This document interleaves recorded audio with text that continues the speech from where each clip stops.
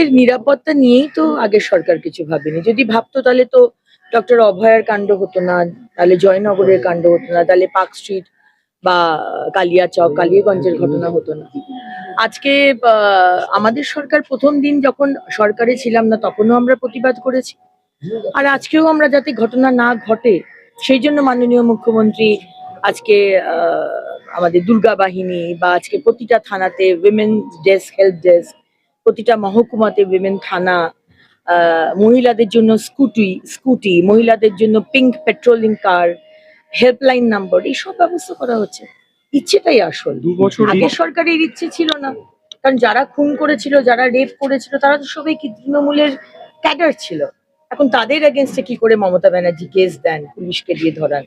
তাই জন্য মহিলাকে অপমান করা হয়েছিল, পেটে বাচ্চা আছে, প্রেম আছে, এগুলো বলা হয়েছিল। আমাদের তো আর সবকিছু ভোট ব্যাংক দিয়ে ক্যালকুলেশন হয় না।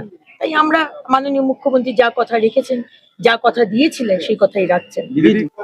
আমরা চাই এবং মাননীয় মুখ্যমন্ত্রী বলেছেন যে অভয়ার ঘটনাই বলুন বা অন্য যে কোনো ঘটনা বলুন, যেটা আপনার মনে হবে 2021-এর পোস্টপোল ভায়োলেন্স কেউ বিচার পায়নি, সেখানেও কিন্তু আলাদা করে কেসগুলো খোলা হবে।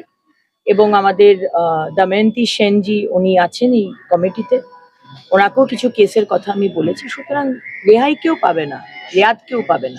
আমি লাস্ট কোয়েশ্চেন নিচ্ছি। অভিষেক ব্যানার্জি সুমিত রায়ের কে কেন বাঁচাবার চেষ্টা করছেন বা কেন বলছেন উনি মারা গেছেন, সেটা আমরা ভালো করে বুঝি।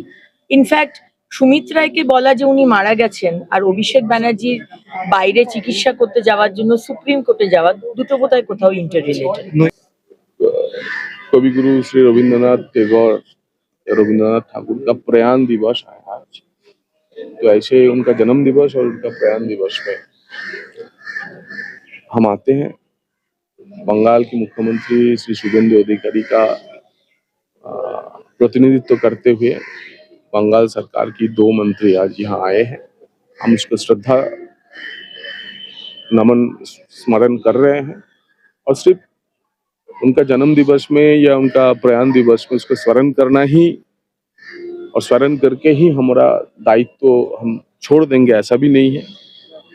कवि गुरु का जो अपना फिलॉसफी है लाइफ का, उनका जो लेख है, उनका जो राज्य को लेके देश को लेके जो संकल्पना है, वो बांग्ला वो देश हम कैसे रचे, इसके लिए बार बार आना और उसको स्मरण करना जरूरी है।